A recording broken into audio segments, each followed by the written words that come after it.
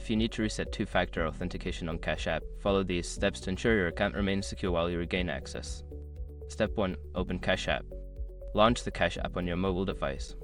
Make sure you're connected to the internet for the process to work smoothly. Step 2. Navigate to Account Settings. Tap on your profile icon or the account tab located in the upper right corner of the screen. This will take you to your account settings where you can manage security options. Step 3. Select Security Settings. In the Account Settings menu, look for the Privacy and Security section. Tap on it to access the security settings related to two-factor authentication. Step 4. Choose to reset two-factor authentication.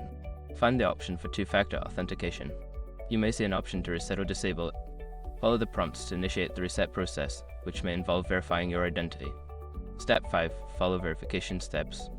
Complete any verification steps required, such as entering a code sent to your registered email or phone number. Once verified, you can set up two-factor authentication again if desired. After completing these steps, you should have successfully reset your two-factor authentication on Cash App. Always remember to keep your security settings updated to protect your account.